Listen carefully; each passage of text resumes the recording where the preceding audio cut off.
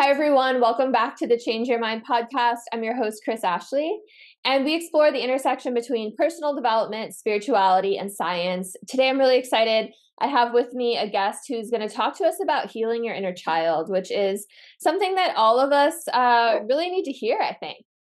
So first, a couple quick announcements. If you head to the links in my show notes, you'll find a link to my book, Change Your Mind to Change Your Reality. It was endorsed by 3 experts from The Secret, John Gray, who wrote Men Are From Mars, Women Are From Venus, and Nita Marjani. You'll also find links to free downloads, free masterclass, courses, ways to stay connected, coaching. So please be a part of the community and help us spread the good word. Hi, I'm Kris.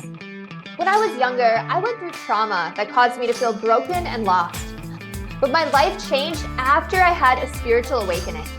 Since then, I've dedicated my life to studying and learning from masters all around the world that have helped me to create a life of fulfillment and abundance beyond my wildest dreams. Now I'm dedicated to sharing everything I've learned so that you don't have to suffer for decades like I did. I've seen people's lives completely transform, and I share it all right here. All right, so with me today, I have Victoria Finch. Victoria is the heart healer, a 2-time international best-selling author, mentor, and life coach who specializes in inner child healing and PTSD release. With over 30 years of experience in the field of energy healing and personal development, she holds a number of certifications. Victoria is certified by the International Board of Coaches and Practitioners and the International Practitioners of Holistic Medicine as a Master Clinical Hypnotherapist and Master Practitioner of Emotional Freedom Techniques. She also holds certifications in thought field therapy, cognitive behavioral therapy, life coaching, solution-based life coaching, and other certifications. Victoria is passionate in sharing her story of going from hopelessness to healing. So I think you're going to have a lot to teach all of us. Welcome, Victoria. I'm so glad you're here. Well, thank you for having me. I'm glad to be here too. Make sure I'm unmuted. Thank you. You're unmuted. I can hear you loud and clear. And yeah, that's you've certainly had a lot of experience. You have a lot of certifications. Like I said, I'm really excited to hear what you're going to share with us today. And, I always start these conversations the same way, and that is by asking my guests to share their origin story. So what was it that put you on this path? What made you become this amazing healer and coach that you are today? Well, thank you so much for asking. It's interesting that the question is, what started you on this path? Because I didn't realize what happened started me and set me up for a lifetime of helping others heal. When I was about 2 years old, I had an incident that happened to me. I want to preface this by saying I grew up with a very loving family. I was the youngest of 6 children, and we were middle class. We weren't rich, but we had things that we needed. When I was born, we did live in a small house of only 3 bedrooms, and I didn't have a place, meaning I didn't have a crib, I didn't have my own room, I didn't have my own space. In fact, all the toys were hand-me-down. So it was nothing truly mine, so to speak. When I was about 2 years old, my parents, who kept me most of the time in their room, asked me to leave their room. And when I left their room, I was told to go to my sister's room, which I did, and my sisters told me to get out. Now, this was early morning. And then I went to my brother's room, and my brothers told me to get out. I had 2 older sisters and 3 brothers. Here I am, 2 years old. I remember this as it was yesterday. I'm in diapers still, and the only thing I could think to do was to go back to my parents' room and sit by their door. That was my first moment of feeling unloved, unwanted, not enough. Something must be wrong with me, because when my brothers asked me to get out, they said, "We don't want a girl in here." So that was all implanted in this little girl's head.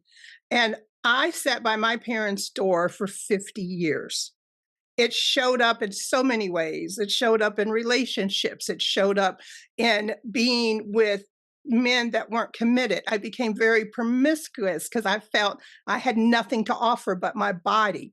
And I became a high achiever because I felt, wow, if I could get all of this high achieving accolades, then I would feel validated. I would be someone. I would feel like someone. Oh, no, that wasn't the case. And it took me sitting on the side of my bed. It was August, about 5 years ago, with a bottle of pills in my hand. Now, I'd been in and out of anxiety, depression for better, better, better part of 30 years. And I'm sitting there thinking, who would miss me? Now I'm a mother of 3 wonderful children. I mentioned I came from a loving home, but in that moment, in that space, I had hit rock bottom. I thought nobody would miss me. Nobody would care. I'm worthless anyway. It doesn't matter what I've achieved. I'm still worthless here. And as I got ready to take those pills, I just remember it's like it wasn't even me. I started to twist that bottle open and I lifted those pills to my mouth. And I heard a voice that I say, the voice of God, the voice of divine that said, I made you on purpose for a purpose, and this is not it. Hmm. Now, I had done a lot of personal development.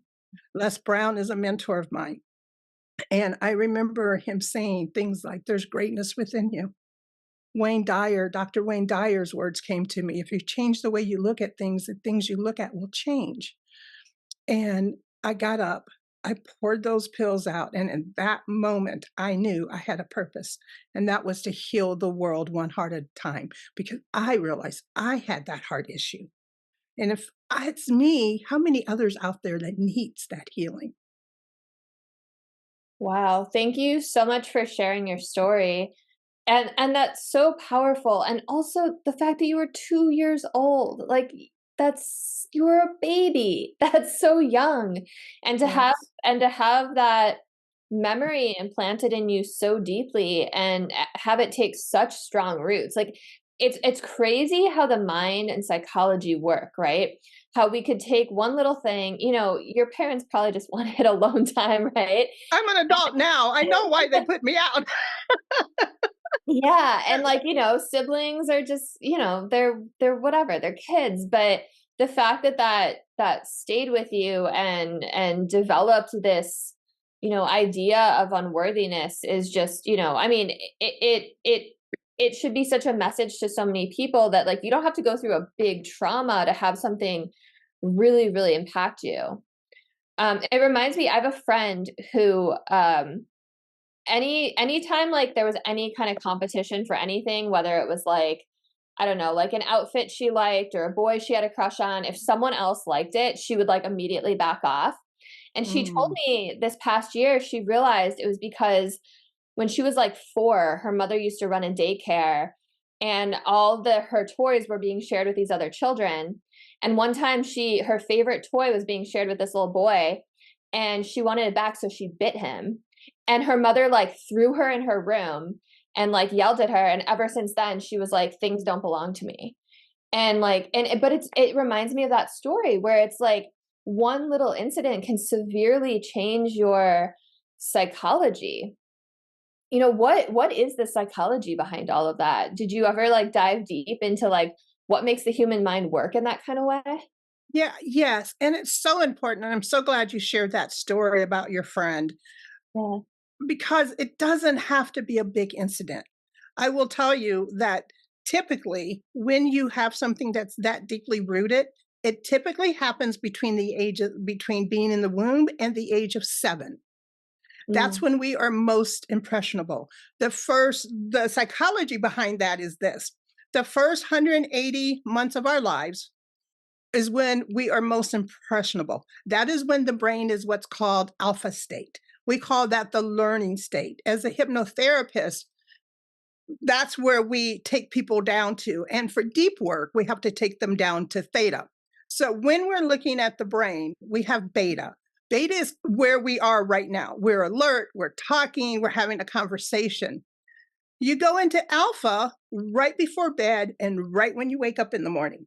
And if you think about it, in the mornings and in the evenings, you tend to be more creative. You think of more things. And that's because you're going into that alpha brain pattern. And from there, we go into theta. Theta is a deeper brain pattern. And that's when you can do a lot of the deep work. because what we're basically doing is we're shutting off the prefrontal cortex, which is our logic, our reasoning brain. We have to shut that up down to get into the subconscious, which means you also are more suggestible, I'm sorry, not susceptible, but more suggestible. And the reason why this is important, especially working with people on hypnotherapy, is like, oh, you're going to make me quack like a duck? No, you're not that susceptible. We're not going to do that unless That's like a stage hypnotist, right? Yes, that's a state. That's like only if you would normally do that after a couple of, freedom shots, right? But anyway, so you go into theta. That's right before we get into delta, and delta is sleep. Delta is our restorative state. That's where the REM that you hear about starts. So the psychology behind it is that between being in the womb and age 7, we are typically in what's called the alpha state. By the time we're 9, we get something called the critical factor, and I won't go into too much detail on that.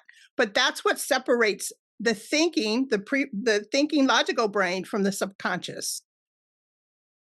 Yeah, thank you for explaining that. And, why do you think it is that we personalize so much? Like, why do we take that one incident and make it into I'm unworthy, I'm unlovable, and it becomes this mantra that we carry? Part of that is because we are programmed to see the negative. We are built that way. If you go way back into time, we had to always be aware of our environment. We always had to look for the tiger in the woods. We always had to protect ourselves. And we are trained to look for things that are negative. In fact, and I can go into the brain if you want, because that's where our reptilian brain kicks in. And that part of us that's what protects us. So now we're in protection mode, right? And if I feel unworthy or unloved, there are certain things that I won't do because I'm protecting myself. And what happens is we grow up with these thoughts and they just stay tucked in the subconscious. So we're in that fight or flight response all the time. We're always looking in our environment for things that make us feel unworthy, for things that make us feel not enough, because that is how the brain works. We have some 70,000 thoughts per day, and most of those thoughts are from the day before, and most of those are negative. And it's because that's how we're trained. So it takes work to retrain the brain with neuroplasticity. You can retrain the brain to see positivity in most any circumstances, but it also takes some healing. That makes sense. So it's survival mode, right? Exactly. And it makes me think of, when you're saying we're programmed to look for those instances of unworthiness, it's like your reticular activation system, that part of your brain that brings certain things to the forefront, highlights certain things. Yes. And I like that you said you're living the same thoughts as the day before. And, I'm sure you know this, but psychologists actually estimate 70% of our thoughts are negative and repetitive. Yes. So, we're just on this infinite loop unless we get conscious and break it. So absolutely. So going back to your story, did your healing take place in that one shift? Was it just this moment you heard this voice, you knew everything was going to be okay, or did you have to go back and do your own inner child healing? And if so, what did that look like? It absolutely did not happen in that instant. And that's what we need to understand. Just like we have to train our bodies, an athlete, we do that with our mind too. What happened? The reticular activation, the activating system you mentioned. Now my brain is looking for ways to feel better about myself.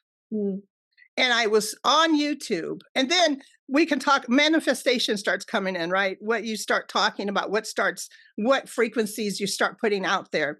I'm looking at YouTube and I come across this famous world-renowned hypnotherapist, and she is giving a free session online. And I went to that session and she took me back to that moment as a child, which is regression work. And she took me back and I was able to see that little girl and have a conversation with her, the adult me, while I was in trance. And it was just eye-opening for me. And I thought, oh my gosh, if I can do this, and if this is a skill that I can learn, how many people out there can be helped? And even after that, I still needed help. I had to read, I had to get coaches. Coaches need coaches, Yeah. healers need healers. I had to seek out healers and coaches and people that would come along beside me, because there were times when I didn't believe in myself and I had to borrow someone else's belief. And sometimes we have to do that. And honestly, I'm always honest, but I'm still healing.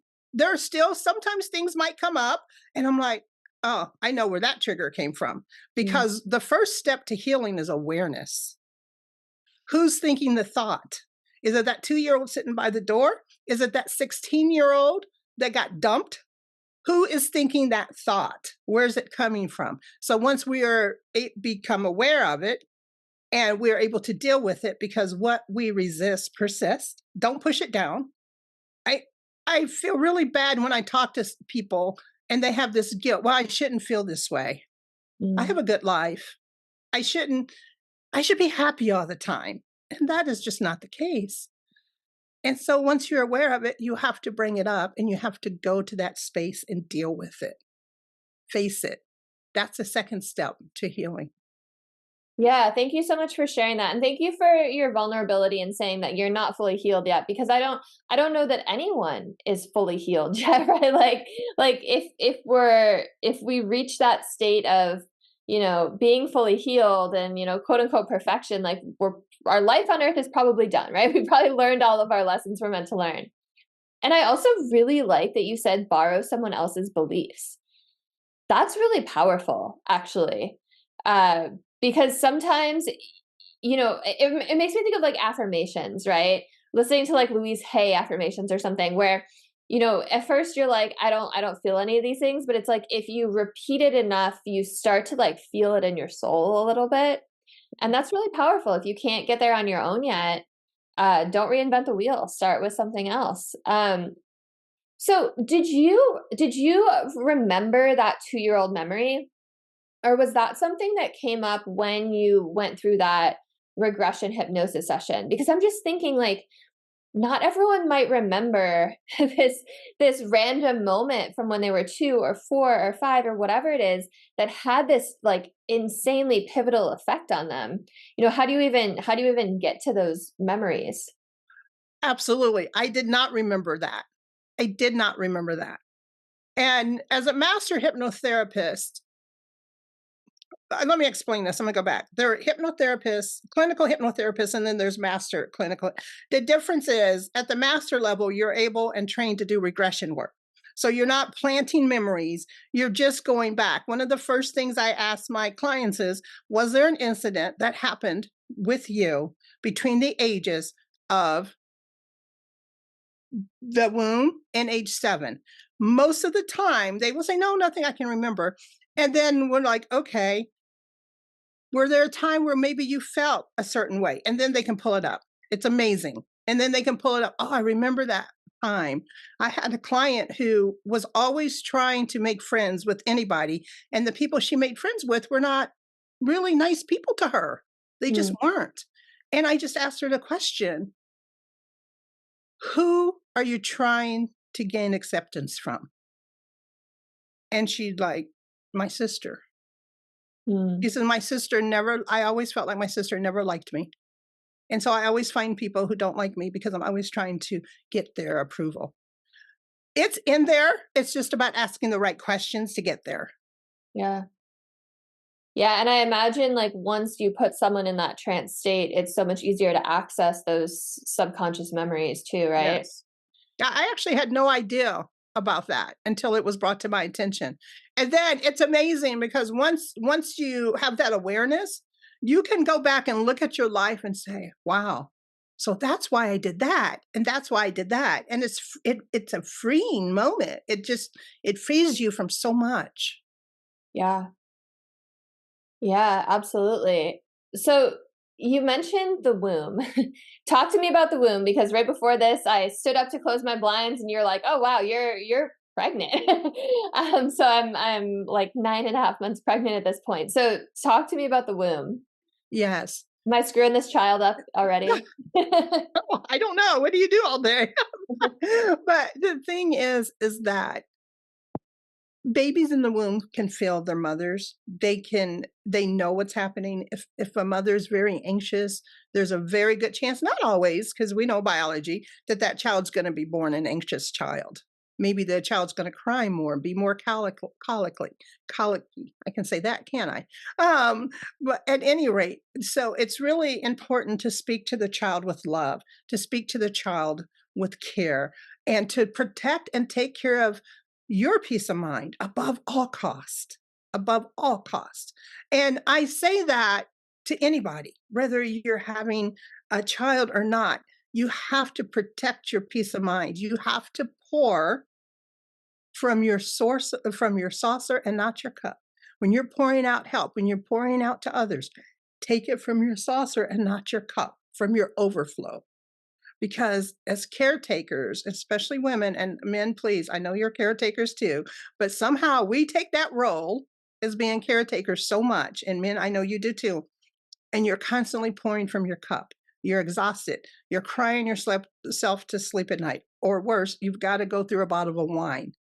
So we have to learn to take care of ourselves. When you take care of yourself, then that baby will learn to take care of him or herself, and they will feel the love and they will feel the peace and the joy that you bring to Yeah, girls. it makes me think of epigenetics, right? Like the environment creates, or the environment turns on or off the genes, right? You can control so much by your outer environment as well as your inner environment, and as mothers, we do that.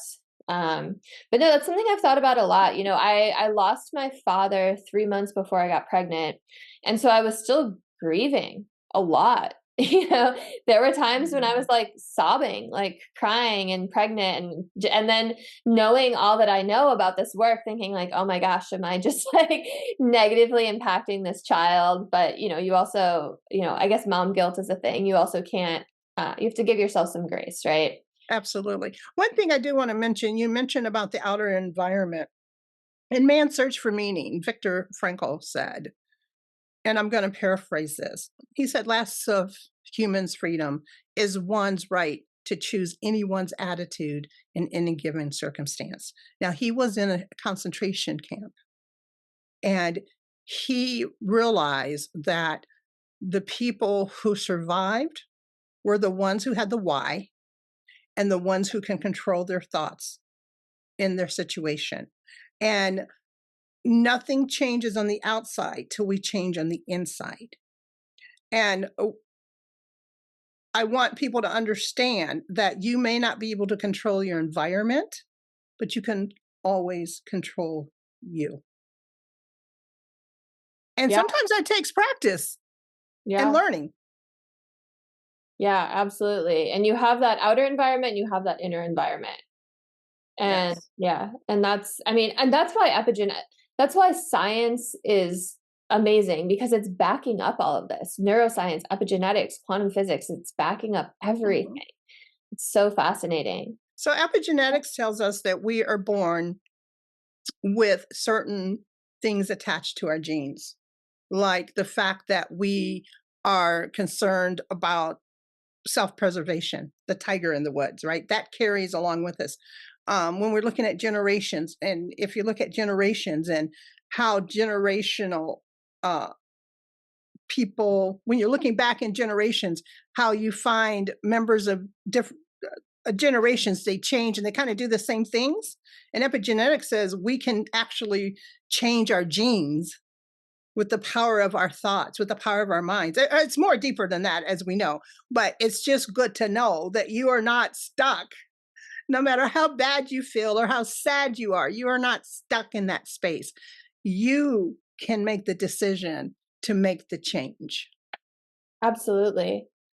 So, we've been talking a little bit about healing the inner child, but we haven't actually defined it. How do you define your inner child? That inner child is that part of you that wants to play, that wants freedom. It's that part of you that is loving and kind. And it's that part of you that has gotten you to where you are today. It's that part of you that when honored and when freed, will allow you to move forward in the purpose that you may have, whether you know it or not. For instance, one of the things that I do is a chair exercise. And during that chair exercise, I will have a client go back from that 7-year-old child. What would you say to that child? What would you say to that teenager, that 16, 15-year-old? What would you say to that 21-year-old? What would you say to them? And really, what it's about freeing that inner child, because my inner child was stuck on feeling unloved, unworthy, not enough. She was stuck there. So I had to go and tell her she was loved, and tell her she was worthy, and tell her she was enough. And when I was able to do that, she was free. Does that make sense? It does, yeah. And then, were all of those patterns freed as well then? I know you mentioned that there were a lot of patterns you developed because of these inaccurate beliefs, right? So once that inner child felt free, did these patterns release? Yes, yes. I mean, I stopped sleeping around. I realized that I was worth more than my body, so yeah, so patterns will. And this is something else that happens, and I have to warn people. The people around you will change. They will be afraid of your newfound freedom. They Mm, will want to try to pull you back down to them because they're afraid they're going to lose you. That doesn't mean they don't love you. They may not want to walk with you in your new business. They may not support you. They might say, "Oh, you're changed. You're not as fun as you used to be." It's because you're evolving. And not everyone that's in your life is supposed to stay in your life. I used to have a sign on my door that said, "Everyone blesses my home, some by leaving and some by coming." I like that. Yeah, that's powerful. There was that quote, I don't even know who said it, that I always love. People come into your life for a reason, a season, or a lifetime. And I like what you said too. I talk about that in my book as well, that, a lot of times people don't want you to change because they're afraid that if you change, you don't love them, right? Yes, Or like if you stay the same, you don't love them, right? So there's a lot of people's own fear, own pain that gets projected onto you. So what else about inner child healing do you want to share with people that we haven't touched on yet? yes. Whatever you're feeling, whatever you're going through, it's so important that you take a moment and that you acknowledge your feelings and that you acknowledge why you feel what you feel. If it's something from the past, if it's a situation you're currently in, I want you to know that I see you, I hear you, and you're enough. And you can always make the decision to get out of what I call the basement of life. But Hmm. only you can do it for you. Yeah, that's really beautiful because we can't force someone else to change, can we? Mhm. We can be that light, that beacon for them. We can help guide the path, but unless they're ready to change and they want to change, we can't do it, right? Absolutely. And Yeah. no one can make you feel away. Yeah. One thing about the inner child can be triggered. And no one can make you, "Oh, he makes me so mad. Oh, I can't believe this.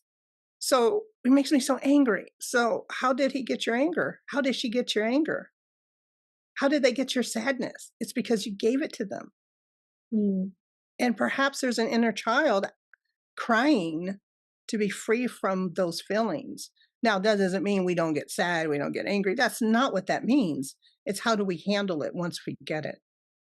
So when you say you gave it to them, you're talking about that person that made you feel triggered, right? That's right. Yeah. So when you become an adult, and for that inner child that's still there hanging out, let's say I'm a mother of three. Let's say my son came into the room and he said something or did something, and I was just like upset about it and I was angry about it. And it's because you disturbed me. I'm angry, right? How did I give him? He can't make me angry because he disturbed me. That's something I chose to do, whether I realize it or not. I could have said, "Hey, next time, would you please knock or would you please let me know?" Whatever. And I could have been more calm about it. So Mm. that's what I mean with how did they get your anger? Because I gave it to them. Yeah. Yeah, I love that. And I don't know if you've ever read David R. Hawkins' work. He's amazing, but he has this great he was a therapist, but he has this great idea that people with repressed emotions are like pressure cookers, just waiting to release steam, right? So your outside events don't make you angry, you're already angry, and those outside events give you a excuse to unleash that anger. Hmm. You don't boil over.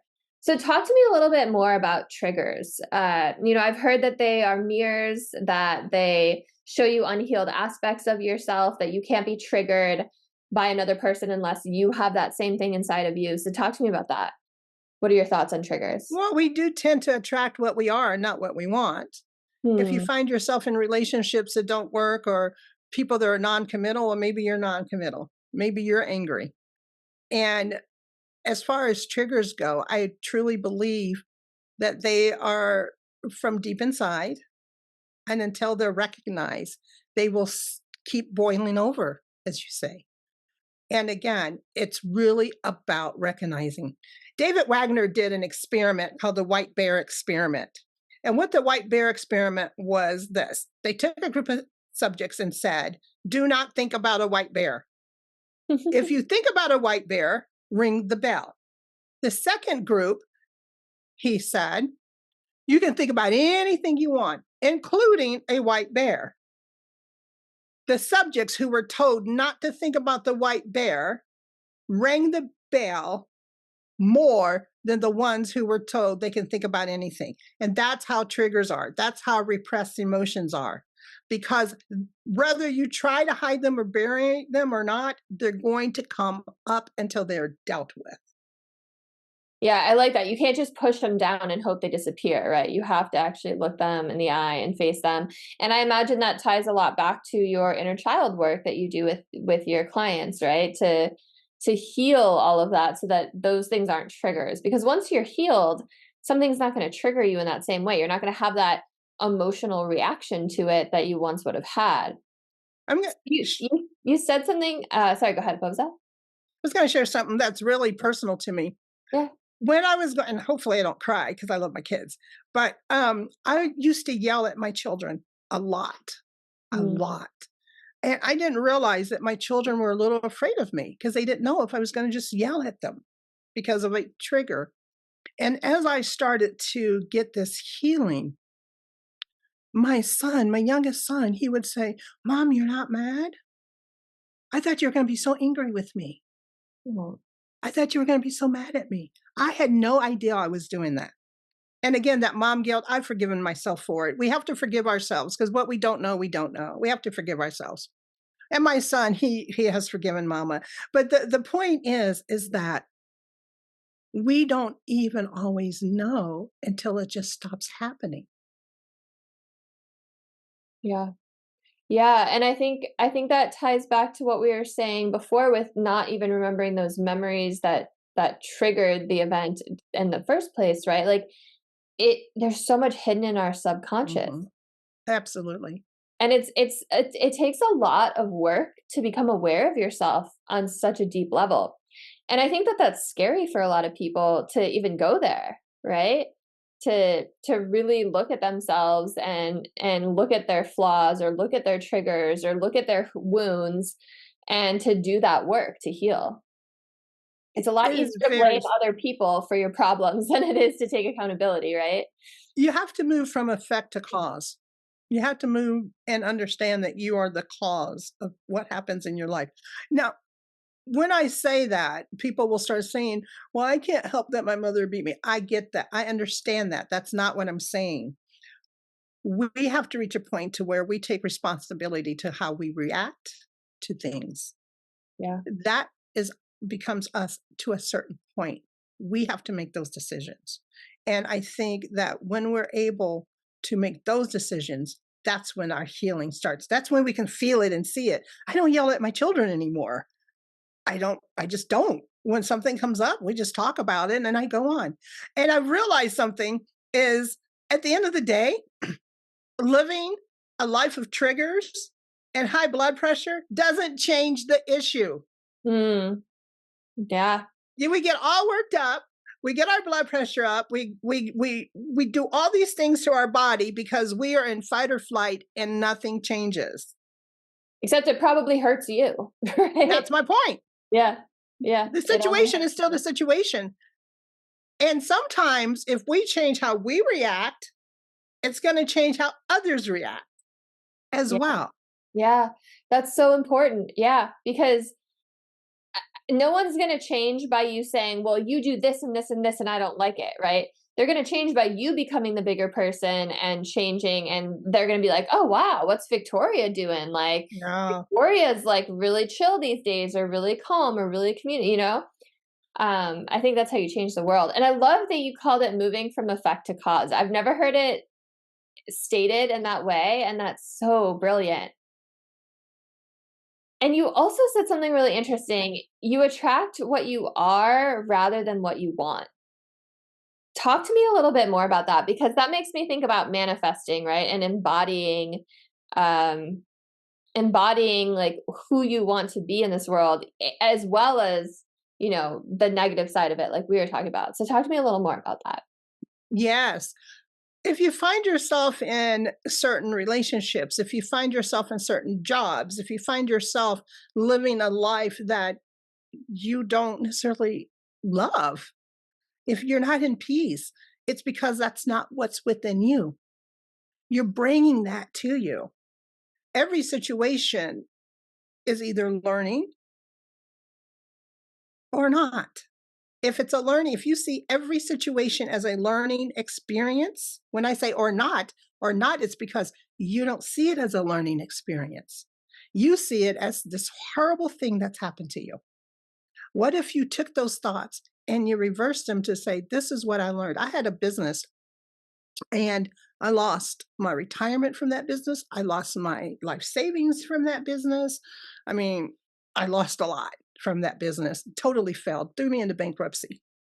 And I remember being very depressed and upset about that. And I asked a friend years later, because with my healing, I learned a couple of things about that business situation.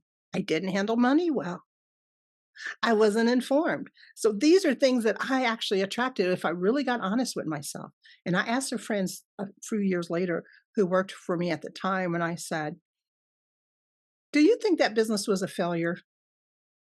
And he said this to me. He said, no. He said, you learned so much from that business that now you have created 5 successful brands. It was not a failure. So we have to look at things in a different way. It goes back to Wayne Dyer. If you change and he's not the original one with this thought, but if you change the way you look at things, the things you look at will change. Your book is about that, I believe, based upon the title. I'm gonna have to get your book. How did I not know this? But I'll send it to anyway, you. I'll get this book as soon as we're done. But at any rate, that's what it takes. It takes that changing of thought, seeing things different. So when it comes to manifesting, stop saying, there aren't any good men. When am I going to find somebody? When am I going to have more money? I'm so poor. And you put yourself in this lower vibrational state. Yeah. That's what you're going to keep getting, because that's all you keep saying and that's all you keep getting. Yeah. You have to become that which you seek. When you become it, you're going to get what you become. And that's why we get what we, not what we want, but who we are.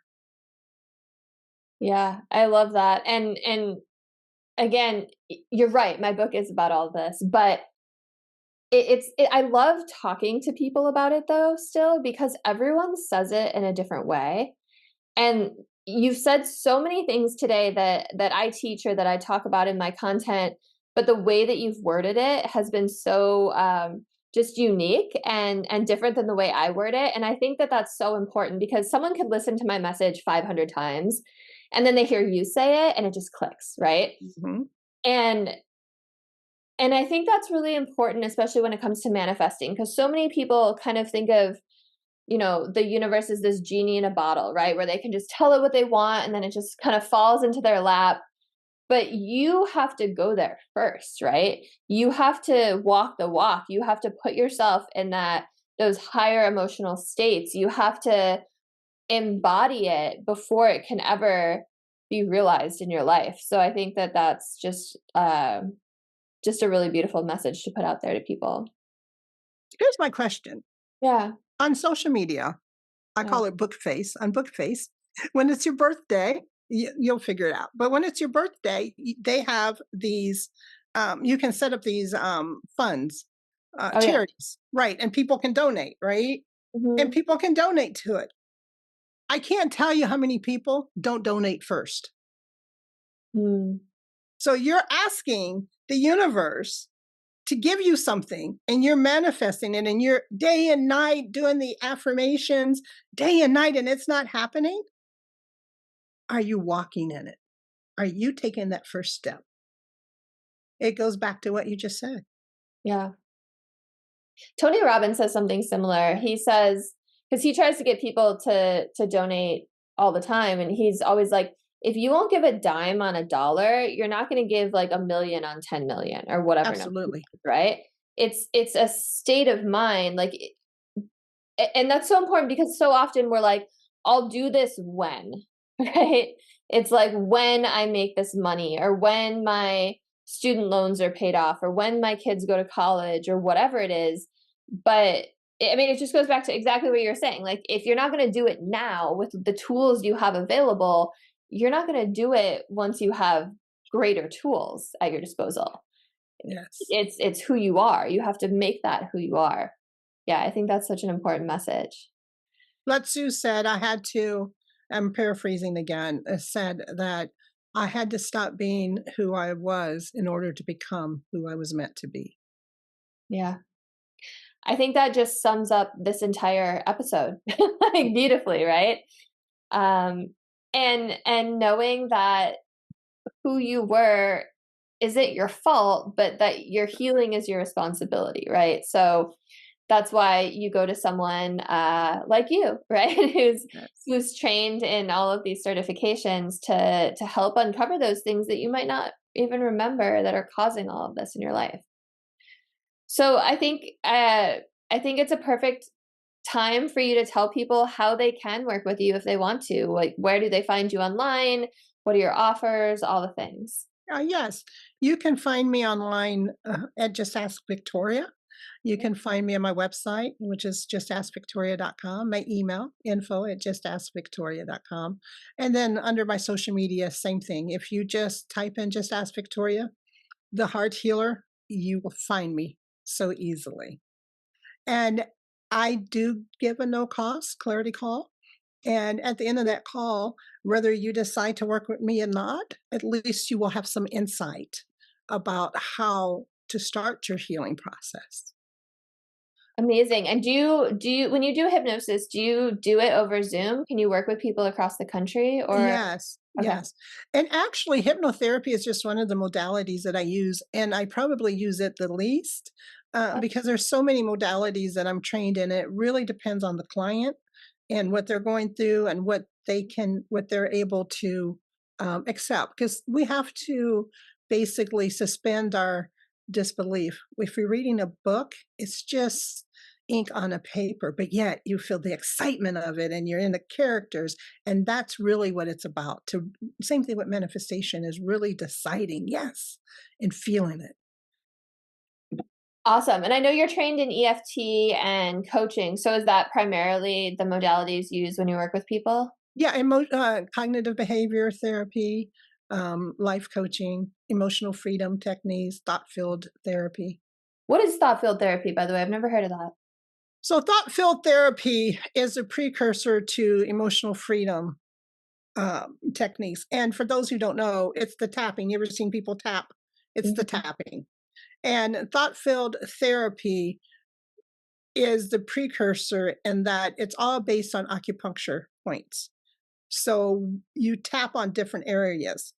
The biggest difference is with thought field therapy, it's more involved, and the tapping and the way you get people into it is very different. It's a much longer process.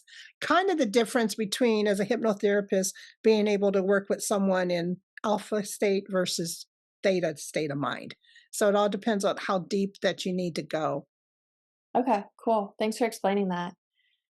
Um, yeah, tapping's great, and EMDR is also kind of in that general realm as well that I've just loved doing on Yes. myself. Yes. Yeah, anything to like bring you into that subconscious level. Well, amazing. Thank you so much for coming on, Victoria. I loved our conversation. I loved all the insights you shared. And, if you're listening and this episode resonated, please like, share, subscribe, send it to someone who you think could use it. Um, I think, like we were saying, I think we're all on this healing journey. We're all headed back home to ourselves, and life's kind of this spiral. Like you think you're healed, and then you face something else, and old triggers come up. So, doing this work is hard, but it's so important. So, thank you again, Victoria. Thank you for everyone Thank you. listening. Have a beautiful rest of your day, everyone. Thank you.